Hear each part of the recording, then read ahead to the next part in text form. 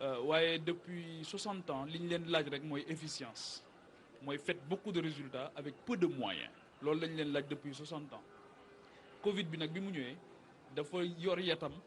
duma ak fàttali li ñu waroon def yëpp te ñu ko doon remettre au lendemain. man am naa chance ànd ak ay médecins ñu def ci Touba. campagne de consultation gratuite. mais ci ngay rendre compte ne parce que yow yaa tudd gynécologue léegi ci ngay rendre compte ne am na ci jigéen ñoo xamante ni def nañ plusieurs accouchements te mësuñu am chance ñu consulter leen mësul am donc luxe la continuer woon gynécologie bi di nekk ba tey parce que aussi l'autre réalité mooy la pauvreté bi nga xamante ni tamit dafa am mooy ñoo xamante ni ba tey dañu nekk ci suufu seuil de la pauvreté. parce que dëkk buy màgg la. am ay extension démb gis nga ko ci màggal gi ñoo xamante ni dañoo def ay xéewal yóbbu ko ci sancaan yi fi ñuy wax sancaan yi. donc dëkk bu mel noonu suy màgg anticipation ak planification day nekk loo xamante ni mënta ñàkk donc man tey jii je veux bien que mu am une unité ci wàllu santé gi waaye noonu lañ ko soxlaa ci wàllu planification parce que lépp looy war di def rek ci planification nga koy teg. ak gestion boo xamante ni gestion bu rigoureuse la. ak surtout suivi évaluation. loolu nga xamante ni tamit dafa nekk benn faiblesse boo xamante ni suñ politique publique yi dañu ko am. rawatina te keroog Mara Mbacké moo ko wax nekk conseil municipal au niveau de la ci mairie bi wax na ne faiblesse bi ñu am Touba mooy le suivi évaluation. dinañ annoncer ay milliards yu bari. mais après contrôle bi ci war par rapport à l'effectivité ndax dugal nañ ko ci wala dugaluñ ko ci loolu tamit dafay poser problème. l'autre difficulté bi nga xamante nañ ko am aussi mooy entreprise yi nga xamante ni ñoom la ñuy jox marché yi. je veux bien qu'on ait une préférence nationale. je veux bien sax qu'on ait une préférence communautaire. mais man tam bëgg naa ñu teg ko ci compétence avérée ba nga xamante ni même bu fekkee ne dañ ne ci communauté bi la ñuy xool ñi ñuy jox marché yi. ñu def benn short list boo xamante ni rigoureusement day nekk ñi nga xamante ni ñoo am les compétences techniques. les compétences financières su fekkee ne amuñu ko ñu regrouper leen parce que justement c'est à partir de ça ci la ñuy am un secteur privé local extrêmement fort boo xam dina mën a porter le développement mën a assurer aussi la redistribution. parce que tant que ñoo ngi fi annoncé de grandes infrastructures aussi tant que ñoo ngi fi annoncé aussi chantier yu mag a mag bu fekkee ne ñi koy def dëkkuñu ci dëkk bi. su boobaa aussi liñ fiy liggéey day génnaat dem feneen. tout à fait donc li dal Sénégal dal Afrique moom mooy dal aussi Touba nekk une grande agglomération Serigne bi wax na ko léegi ñoo ngi annoncé benn hôpital de niveau 4 hôpital de niveau 3 mais hôpital yi yenn saa yi tur wi ñuy annoncé ak lay nekk ci biir dafay am benn gap bu abyssal souvent. donc et à ce niveau aussi je pense que war nañ ñuy defal benn retour. di ñu wax nañu est-ce que li ñu annoncé dëppoo na ak li nga xamante ni moom moo fa nekk. yéen a ngi gis noonu kon sëñ Bass Abdou Khadre Mbacké président du comité d'organisation. Grand Magal de Touba porte-parole khalife général des Mourides kon moom yegg si na ci salle bi ngeen gis ko noonu kon en direct moom mi ngi jëfee ndigal li maanaam masque yi gis nga kaala gi lay jël daal di masque kanam gi comme ni ko kilifa gu mag gi Serigne Mountakha sàkko gis nga ko noonu fii moom Pape Djibril yar moom dafay loo xamante ni moom moo fi maître moo bi fii gis nga ko ku ci ñëw toog ci suuf ndax rek comme ni ñu ko waxee jox cër mag ñi mooy li ñu doon wax rek yoonu murit exemple bi nga xamante ni daf koy joxe chaque fois docteur bi mu wax naan nan décomplexé mbir yi bañ a roy dàq gi bu waxee loolu xel dem gis nga ko ku mel ni Mamadou Dia depuis démb ba léegi le grand Maodo ñi ngi partagé benn hommage boo xamante ni mi ngi koy rendre Cheikh Ahmadou Bamba ak njaboot gi rek ci wàll woo moom ci wàllu au delà de nationalisme maanaam gëm sa bopp gi malheureusement ñun wax Sénégal la mu amoon yéene ci Sénégal mu jotee egg ndax mbirum xeexoo ci wàllu politique ban sànk ko ci ak lu ni mel mais ku def lu baax moom du mës a fay parce que Mamadou Dia gis nga génn na àdduna événement 62 yàgg na ñun fekkee woon ko mais ba léegi am na lu mu ca bindoon ci ay hommage yoo xamante delloo na ko kilifa yi ba tey bu ni màggal ñu koy jeexaat ci kàggu yi di ko jox gone yi muy loo xamante ne am na solo ci wàllu décomplexé mbir yi ñu gëm suñu bopp mën a jëmale suñu réew kanam muy lu am solo moom Mamadou Dia ñuy ñaan suñu borom fa mu nekk suñu borom defal ko yërmande te témoignage bi mu def noonu tamit mu nekk yiw yoo xamante daf koy fekk foofu jamono bu nekk te ndax ku xam Mamadou Dia ak caractère am xam ne du wax dara te di ko teg ci bakkanam du wax lu mu gëmul surtout loo xamante ni dafa egg ci bind ko mu nga xamante da ko fi bàyyee postérité donc mu nekk lu am solo Serigne Touba bu fekkee ne dañuy collé wu au contexte moom ci boppam dafa nekk modèle de résilience dafa nekk modèle de résilience bu extraordinaire parce que wax dëgg fa yàlla fi ñu ko yóbbu woon ak fi ñu ko jaarale mu dellu siwaat nekkaat ci ñoñam mais li ma gën a impressionné ci moom bokk na ci ni li ñuy tudde fi méthode SWOT di ko jàng mooy nu muy transformer faiblesse en force, opportunité en menace en opportunité. Mais moom nan la mën a lool ci moom dañ ko jàngee ci moom bien avant, parce que ci lieu de privation ci la jàpp ne moom mosul libre gën a libre ci biir lieu de privation. ba jàpp ne ñi ko téye woon ñoom ñoo nekkoon ay prisonniers. Mais c'est extraordinaire. C'est extraordinaire. Ouais. yaa ngi dégg lieu de privation de liberté te foofu la amee la liggéeyam bi nga xamante ni liggéey bu am solo la ñu téye le résident surveillé nga continuer di joxe ay directives continuer nekk ci nit ñi def ci ñoom loo xamante ni bu ñu la gisul sax la ñuy gën a sàmmonte ak loolu nga digle. fi convoqué commissariat wala gendarmerie nga jànnaxe sama classe. daal di boo moytuwul la nga doon def yëpp mu mujj yàq waaye moom ca biir foofa ca la wan a njàmbarte ca mais Mamadou Dia li mu wax te mu am solo mooy ni Cheikh Ahmadou Bamba africaniser l'islam. amul complexe boobu te ni mu opposé woo Occident noonu la opposé woo Orient. parce que bëggul naare waaye bëggul tubaabe waaye li mu bëgg mooy tenir en compte culture am mooy caada ak cosaanam ba doxal li nga xamante ni moom mooy l'islam am. jërëjëf Pape Djibril kaddu yi am na solo docteur ñu ngi lay sant di la gërëm xam naa ni yaa ngi ci yeneen yitte incha allah bu rapport bi génnee ak unité bi ca Ndakaaru doon ko gën a càmbar yéen ak ñoom Pape Djibril su ko defee kon taalibe yi mën cee jëriñoo en tout cas yéen ñëpp ñu ngi leen di gërëm bu ñuy ngërëm gi nag comme ni nga waxee jiital ci professeur Lamine Gueye ak équipe bi yëpp gis nañ taxawaay bu am solo bi mais disponibilité bi parce que doon nekk ci jamono joo xamante mbir buñ la di ko dénkee da ngay rendre compte te loolu mooy transparence te gis nañ ni saa yu leen sollicité à travers les médias ñëw ngeen daal di joxe li nga xamante ni kon moom mooy point bi ñu ngi leen sant di leen gërëm di ñaan yàlla kon yéen it nga dellu ak jàmm ca Richard Toll. jërëjëf Chérif yéen itam dañ leen di sant bu baax parce que liggéey bi ñuy def communication daf ci am wàllu gu rëy te yéen aussi vous êtes des partenaires vous nous aidez dans ça loolu aussi donc moo tax remerciement bi c'est vraiment dans les deux sens mais juste préciser aussi que liggéey bi ñu bëgg def Pape Djibril xaw na ko insinuer tout à l'heure ça sera sur des projections on voudra travailler avec des échéances ni sur 5 ans fii lañ bëgg toll sur 10 ans sur 20 ans te loolu on va prendre en compte tous les gaps pour jéem ko fexe assurer ko ngir gën a mën a doxal te di ko suivre di ko évaluer incha allah yàlla ngeen ci am ndam amiin jërëjëf ñu ngi sant bu kon baax docteur Alioune Mbacké di suñ sëriñ teewoon fii ci turu unité d'alerte et de prévention épidémiologique bi xalif général des mourides sëñ Mountakha Mbacké yàlla na fi yàgg te wér samp ngir rek kon xeex mbas mi ci màggal gi ñuy xaar incha allah buñ ci génnee jàmm ñu génne rapport bi li ñu njort it ni ko Pape Djibril waxee di xaar ay fukki fan ak ñeent comme ñiy xeex mbas mi rawatina ci wàllu bitim réew loolu lépp incha allah du ci am ndax rek ci barke sëñ Touba ñaan yi yàlla dina ko nangu docteur ñu ngi lay sant di la gërëm Pape Samb nga dugal lekk générique bi dina dalal suñ beneen gan di commissaire Bassirou Sarr moom moo jiite kon commissariat spécial bu Touba ñu def bilan ci wàllu sécurité wàllu ndox mi Pape Djibril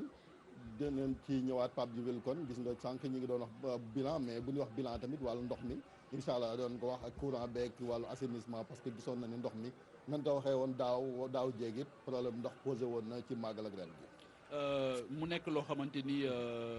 dañ ko dund ñu sollicité ñu ci plusieurs fois mais encore une fois on avait alerté waxoon nañu ne nañu ci def li nga xamante ni moom lañ ci war a def pour ñu bañ ko dund ren mais malheureusement problème mu ndox posé waat na fii ren waaye ñun bi ñu accès rek à 10 jours du màggal ci lañ commencé gis citerne yi waaw c'était déjà un signe très annonciateur bande annonce la woon ci film bi nga xam naroon nañ ko dund donc finalement ça n'a pas été une surprise pour ñun pour ñu poser problème mu ndox mais lii maître Madické Niang wax fii keroog c'est important te ne ñoo ngi ciy waxtaan ak xalif bi mais maître Madické Niang wax ne déjà en 1994 les intellectuels mourides ñoo ngi doon réfléchir ci comment résoudre le problème de l'eau à Touba déjà 1994 donc problème bu yàgg la boo xamante ni tey je pense que jot na sëkk nag comme am nañ une lisibilité par rapport ak besoin bi ni mu toll ñu def ci li nga xamante ni moom moo ci war mais encore une fois que ça soit des actions concertées parce que am na ci ñoo xamante ni ñu mel ni Touba ca kanam ay jàmbaar lañ mën nañu am toute la volonté qu'il faut mais il faut que tout cela entre dans un cadre global tu war ko résoudre définitivement nga xamante ni doon ay solutions conjoncturelles mais de façon structurelle comme ni ñu koy waxee ñu régler ko définitivement ngir bu ñuy ñëw fii déwén dañuy ñëw fekk ñu def ci ay avancées wala bu ñu ñëwee dañuy di ñëw rek pour dem constater qu'il y a eu des infrastructures yoo xamante ni de qualité la et que ñu bañ ko def rek ci plateau bi fii bàyyi li nga xamante ni moom mooy les extensions parce que encore une fois je pense que li ñuy joytu fii yëpp bu fekkee fii ci Darou Khoudoss bi ñu nekk moom mooy ñàkk ndox mais ci Santhiane n'en parlons pas en tout cas gouvernement bi annoncé na ni plan directeur de l'eau bu Touba bi liggéey yi daañu ko tàmbali buñ màggalee ba pare maa ngi doon wax sànq ne dinañ fi dalal commissaire Bassirou Sarr commissaire Bassirou Sarr nag moom mooy commissaire spécial bu Touba gis na ni nag kaaraange day loo xamante ni aspect bu am solo ci organisation màggal ñoom am na benn opération boo xamante ni it ñi ngi ko doon déroulé ba tax na commissaire ñu bëggoon rek ñëw ci bilan bi di fàttali ni kon DSP moo waroon teewante dafa am ay xat-xat daal di la fi yabal muy directeur de la sécurité publique Modou Diagne ñu ngi koy nuyu di ko ziar ndax comme ni ñu ko waxee kilifa ministre de l'intérieur dafa war a teew moom Aly Ngouille Ndiaye ngi noonu sax ngeen gis noonu kon ci biir salle bi moom it mu daal di yegsi ak maskam ngir rek kon déclaration bi laata kon ñuy vivre boobee déclaration mu commissaire bilan bi ci wàllu résultat yi ngeen am yéen waa police lan la. asalaamaaleykum Chérif maa ngi leen di nuyu téléspectateurs yi di jégalu un peu ci retard bi. bilan bi moom ni mu tëddee opération yi ci ñaari fànn la woon dafa amoon opération pré màggal ak opération ci période màggal bi mooy 72 heures màggal bi commencé dimanche altine ak talaata donc bu ñu xaymaa lépp nag résultat yi mu ngi toll ñu ngi ci interpellé ay nit 1750 personnes lañ ci interpellé donc ci 1750 personnes yooyu 75 yi maanaam juróom-ñaar fukk ak juróom yëpp ci utilisation wala tuxu chanvre indien la wala di ko jaay. yamba waaw. donc 69 yi maanaam juróom-benn fukk ak juróom-ñeent. yooyu pour vol la woon. ak yeneen infraction waaw dañ doon sàcc. léegi mbiru quantité drogue bi ñu saisir yamba bi ñu jàpp toll na ci 6 kilos. ak ay cornet yu tolloog ci 354 cornet. ci biir dëkk bi lañ ko jàppee. loolu mooy kii bi ci accident yi tamit constaté nañ ci pré màggal bi ak màggal bi yëpp soo ko xaymaa 156 accidents la ñu constaté ñun waa police. ci suñu secteur. ci 156 accidents yooyu malheureusement am nañ ñeent ñu ci ñàkk seen bakkan. donc ñu ngi jaale seen i mbokk di ne noonu la bilan bi tëddee ci wàllu màggal gi. mu mel ni kon ñaawteef gi moom mi ngi fi ba léegi yan pexe ngeen nas pour ndar képp Samba Boy yi. waaw dañ defoon benn dispositif pour ñu gën a cerner ñu gën leen a ndar kepp ñu créé woon ay postes de police avancé ñu tolloog juróom-ñaar ci biir dëkk bi parce que ak xataayu dëkk bi soo jëlee exemple ci grande mosquée bi soo fi jàppee kenn bu ko yóbbu ba commissariat spécial dafay métti day sori ak yoon bi léegi ñu créé nag ay postes de police avancé mu amoon fii ci Kër Baye Lahat benn poste amoon na ko ci yeneen secteurs yi ba mu juróom-ñaar mbaar ya Daaru Khoudoss rond point Daaru Mofti ak yeneen i point ba mu nag juróom-ñaar nga xam ne dafay permettre dafay réduire délai de déclaration yi. maanaam suñ sàccee sa téléphone wala nga bëgg a def déclaration soo gestoo rek da ngay gis police sa kanam.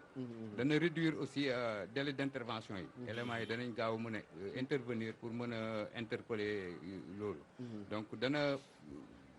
def rapprochement entre police ak population aussi. donc yooyu moo nekkoon objectif yi taxaw ñu def poste police avancé yi. ñu renforcer woon ko nag ak ay patrouille. loolu lu bees la ci màggal ak ren bi. non doon nañ ko def chaque année. mais ren dañ ko gën a ñoŋal dañ ko yokk gën ko ñoŋal. donc équiper leen en personnel et en logistique moo permettre ñu am résultat yi ñu am nii tey. man c'est vrai que en dehors du màggal bon chaque année on a presque statistiques yoo xamante ni ça va dans ce sens on sait que moment rassemblement la ku nekk ak li lay yëkkati. donc am na si ñoo xamante ni leneen moo leen di yëkkati donc comme ñu koy noté ci fépp foo xamante ni ay nit a ngi fay daje mais en dehors du màggal tey est-ce que mën nañu am une idée du maillage de cette zone là ci yéen seen liggéey. waaw idée bi mooy am na ñetti commissariat yu fi nekk ci biir Touba commissariat spécial commissariat d'arrondissement bu Ndamatou ak poste police bu Guy Mbind naam taxul mu mot. am na ñu ngi envisager créer yeneen ñetti commissariat ci biir dëkk bi donc ci fan yu néew pour maillage bi gën a complet ci secteur police bi. ba léegi comme ni ko Pape Djibril waxee ba léegi gis nañ taxawaay bu am solo bi nga xamante ni police taxaw na ko bi DSP doon def conférence de presse bi muy ñëw barki démb fii gis nañ ni ñu ne am na ñoo xam dañ leen jàpp ndax takkun masque loolu da ngeen ko doon jëfee ba léegi. waaw ci màggal gi nag waaw ci màggal gi jàppuñ ci ñu bëri soo xoolee jàpp nañ ci lu tolloog 45 personnes rek lañ ci jàpp ci ñu taxul masque. xanaa échantillon la. parce que en fait techniquement ak matériellement dafa doon impossible. waaw parce que moo nekk doon lu yomb quoi moo tax privilégié wuñ ko dañ doon privilégié sensibilisation nit ñi donc surtout ñi li wër jumaa bi ak yooyu.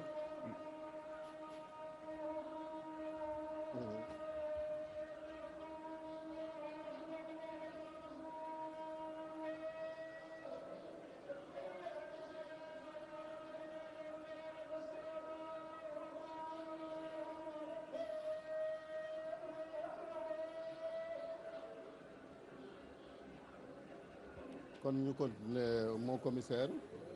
muy wax ju am solo joo xamante ni yaa ngi ko doon wax rek ci li nga xamante ni kon yéen da ngeen a jiital wàllu sensibilisation wàllu éducation bu ko defee nit ñi xam ni takk masque day loo xamante ni aussi mënut a ñàkk ci jamono ji.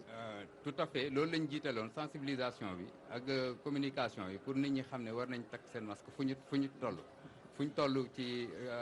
période de rassemblement ak ci lieu public yi ak yenn lieux yi nga xam ne définiroon nañ ko ci arrêté yi. donc ci sensibilisation boobu lañ nekk. am na beneen problème mooy wàllu circulation bi gis nañ ni fii am na benn plan de circulation boo xamante ni yéen ak seen naataango yi gendarmerie yéen a ngi ko doon teg pour nit ñi jaar ci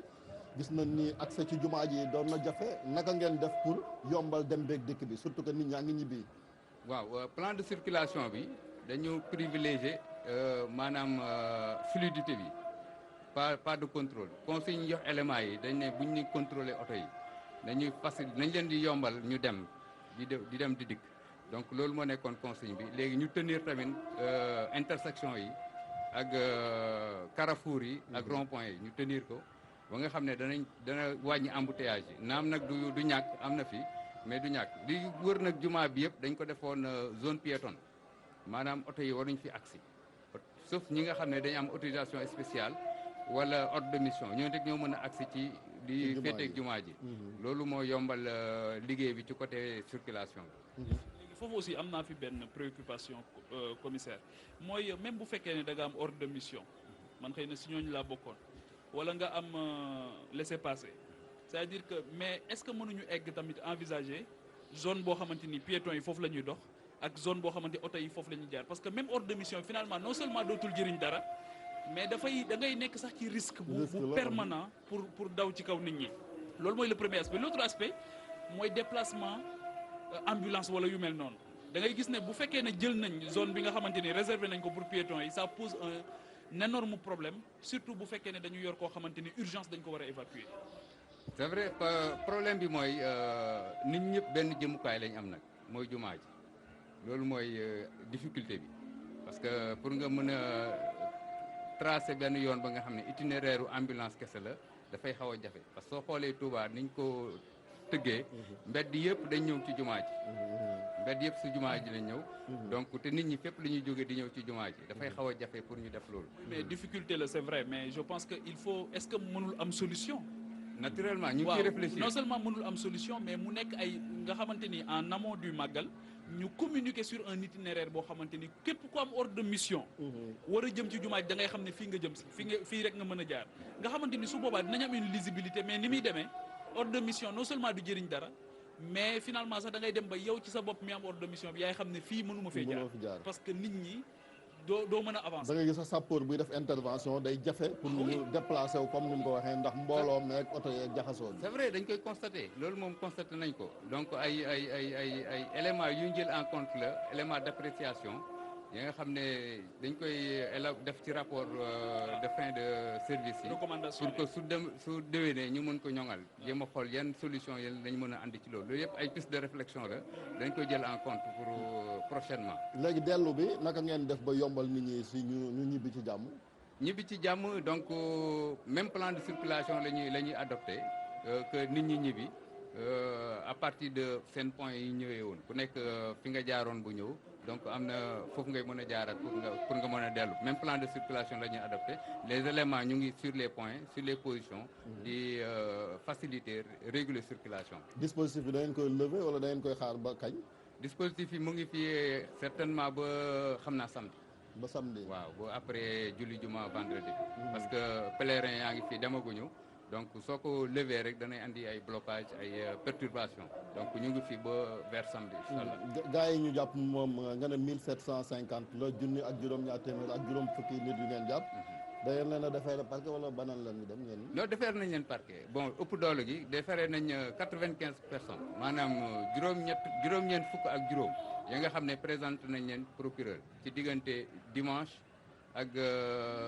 altine ak tey.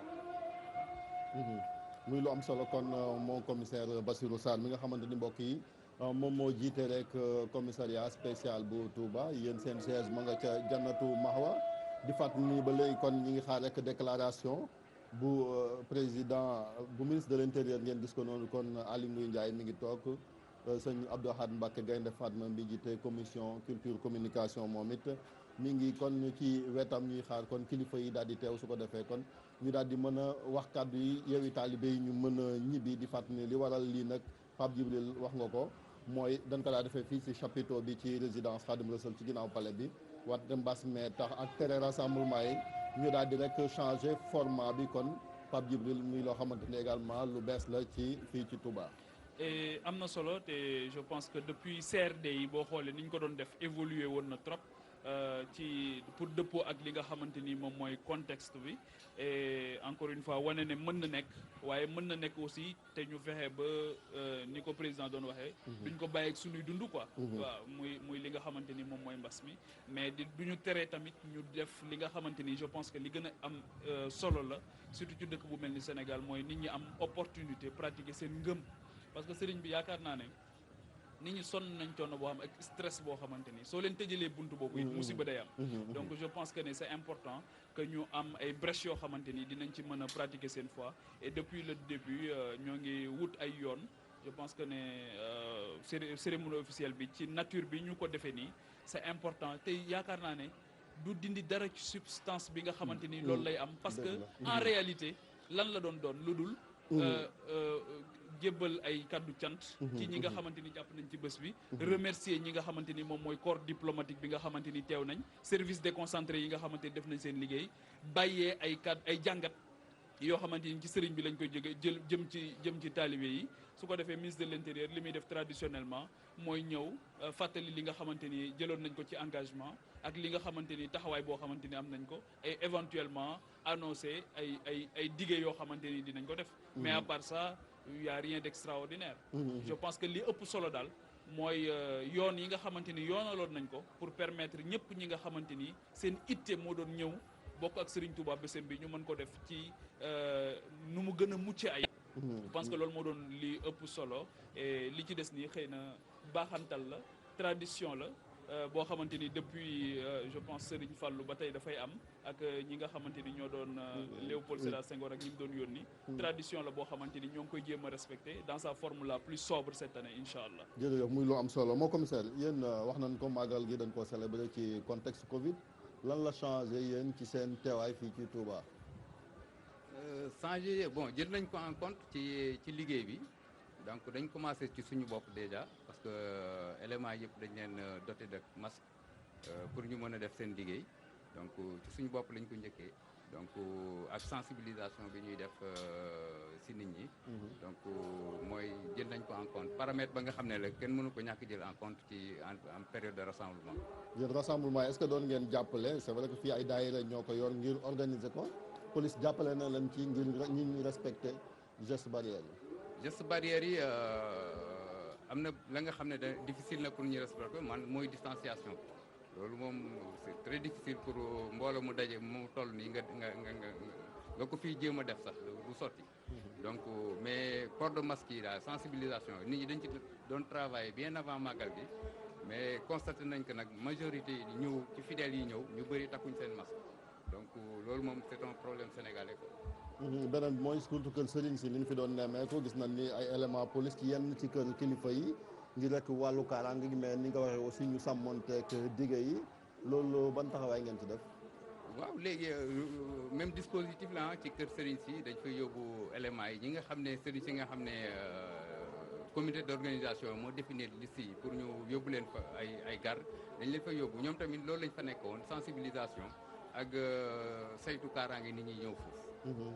ba léegi kon Pape Djibril ñu des rek ci wàllu woowu wàllu kaaraange yaa nga doon posé sànq mon commissaire ci li nga xamante ni moom mooy rek jëm ci fii ci Touba commissariat yi c'est vrai que ñi ngi leen di yokku gendarmerie aussi bu fekkee dëkk yi ko war ñi ngi fi yu rek des fois aussi mon commissaire réeroo am seen diggante ak askan wi. waaw du ñàkk ay incident la du ñàkk ay incident day am mais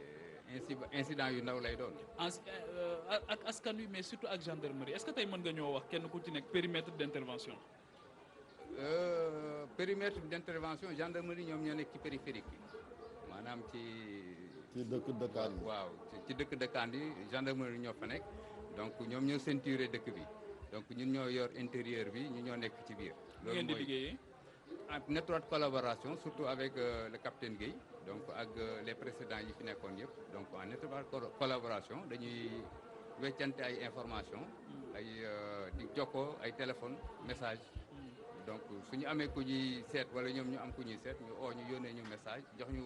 signalement bi ñun tamit on fait de même soo amee attaque fenn donc kenn ki oo keneen ki ne ko am na attaque tel niveau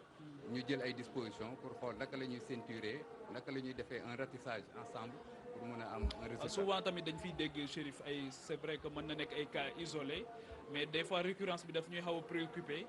ci ñoo xam dañuy jëfandikoo ngànnaay pour jël alalu jàmbur ba bakkanam des ci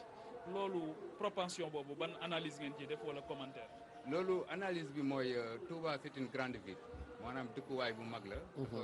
soo xoolee ci xayma ci nit ñi li ñuy wax mooy deuxième ville du Sénégal en termes économiques et en termes démographique.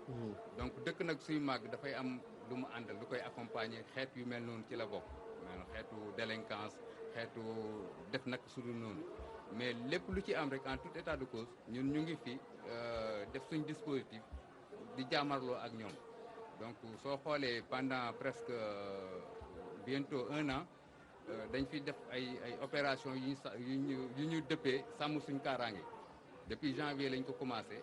donc sàmm suñ kaaraange ñu def ko en 3 phases 1 2 3 bi moo nekkoon en cours nii donc ci màggal gi lañ koy terminer yooyu yëpp dañuy def xayma yi mais gis nañ ne depuis boobu li ñuy wax ñaawteef yu Pape Djibril di wax. yu wàññeeku na fi bu baax a baax ci côté boobu. yan moo ci gën a fës ci xeetu délinquance yooyu nga wax. donc mooy sàcc gi ak drogue bi tux yamba jaay yamba ak sàcc loolu moom bëri na fi trop ak problème de ménage problème mu dëkkandoo problème mu xuloo ak xeex yooyu am na fi. léegi am na lu Chérif wax léegi muy jàmmaarloo bi mais fi kaaraange toll tey collaboration population yi dafa am solo trop pour ngeen mën a appréhender ñi nga xam ñoom ñooy malfaiteurs yi loolu fan ngeen toll ci niveau de collaboration boobu pour mën a duggante ak population bi pour ñu am réflexe ni ñu ko gisee ci réew yu mag yi di woote police ak ndax jot leen tamit yomb na. jot bi yomb na parce que am na ay numéros yi nga xam ne vraiment H24 lay dox chaque jour mën nga ci oote donc am na ci service de police yëpp mooy numéro commandant bi numéro commissaire bi numéro adjoint bi donc comme le 17 des fois dafay poser problème. nit ñi dañ ciy non commissaire yi moom neexuñu jot borom barke yi rek ñoo leen mën a woo ngeen jël. suñ numéro yi ñëpp a ko yor. waaw pourtant ñu bon 529. 529 yi ñëpp a ko yor donc ku nekk ciy jot. ku nekk ay oote surtout la collaboration yan yoon ngeen def pour que population yi mën a collaborer. donc collaboration bi dañ ko def dañuy rencontrer comité yi nekk ci quartier yi dirigé par les jeunes des fois par le délégué de quartier ñuy def échange ak ñoom xam ñoom seen i problème ci seen i diwaan. problème sécurité lan la. donc pour ñu mën leen taxawu mën leen accompagner. surtout am na Safinatul Aman. Safinatul Aman justement ñoom tamit ñu ngi def liggéey bu mucc ayib ci côté police religieuse bi donc. mais yéen a ngi jëflante maanaam. di waaw ñu ngi collaborer tey ci suba rek laa mujj jotanteeg seen responsable yi. ci ay yu ñu doon échanger. ci liggéey bi donc collaboration boobu moom macha allah moom tamit donc ñooñu dañuy dimbale. ak ñeneen ak yeneen autorité ña nga xam ne dañuy toog seen kër rek oo ñu. mais Safinatul Aman aussi est-ce que yéen a ngi parce que am nañu volonté am nañu yéene mais est-ce que yéen a ngi leen di accompagner aussi dans le cadre de la formation parce que appréhender malfaiteurs rek dafa am lu mu laaj dafa am technicité bu mu laaj dafa am Ci scientificité formation. bu ma laaj dafa am aussi préserver ak yelleefu kooku donte dafa nekk ci naka sudul noonu tamit waruñu teg xot ci wormaam donte yaa ngi koy appréhender est-ce que loolu tamit yéen a ngi leen di accompagner dans le cadre de la formation pour ñu mën a gën a dëppoo ak li nga xamante ni moom mooy yoon. donc formation proprement dite moom defuñ ko ak ñoom donc amuñ ay séminaire wala ay séance de formation. Sinon on n'est jamais à l'abri d'une bavure. waaw Hein? Jamais. waaw yooyu moom du ci ñàkk ci liggéey bi mais collaboration bi en termes d'échange d'information parce que ñoom am na la nga xam ne du seen rôle. ñoom mënuñu ko. mën nañu jébaane rek. waaw Mooy dénonciation yi. merci.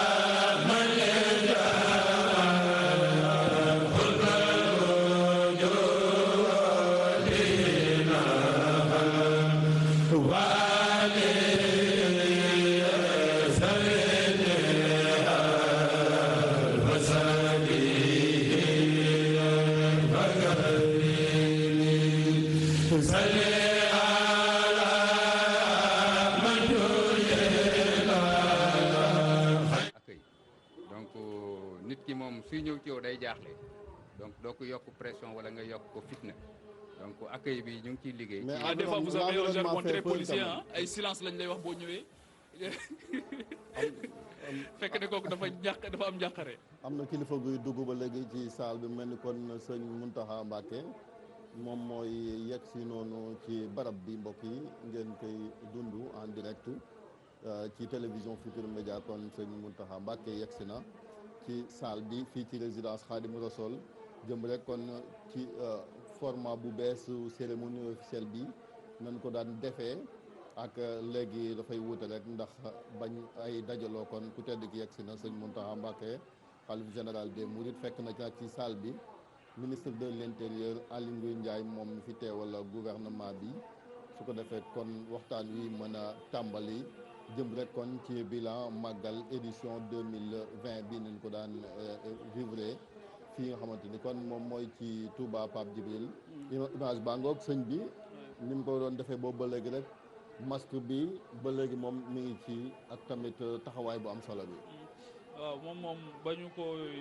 ba ñu amee tawféexu di ko gis muy am une présence ci espace public ba tey ñëpp xam nañ ne saa bu waxee wala mu jëf mu yokk sa Pastef yokk sa yitte. te loolu mooy secret Mouridiya ndax yonent bi sallallahu alayhi wa sallam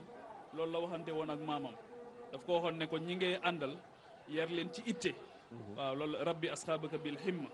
loolu la leen waxoon mu ne leen yar leen ci itte wala turabbihim bi darsi faqat waaye bu leen yar ci am njàng kese. mu ngi lu am solo Pape Samba bu fekkente ni mbir yi commencé na xam naa dañuy décrocher dem déglu waxtaan wi. bismillahi irrahmani irrahim alhamdulilahi rabbil alamin wa sallallahu wa sallama wa baraka ala nabiyina muhammad wa ala alihi wa sahbihi wa xadimihi wa man daa bi daawatihi wa saara ala hadiyihi ila yawmi ddin assalaamu aleykum wa rahmatullahi taala wa barakaatu. ginnaaw bu nu sante yàlla sunu borom julli ci sayyiduna muhammad sallallahu alayhi wa alihi wa sallam ñi ngi nuyu mboolem ñi nga xam ne ñi ngi teewlu jataay bu tedd bi di ci jiital a cheikh Mouhamadul Muntaqa di ñaan sunu borom mu dolli koo sàmm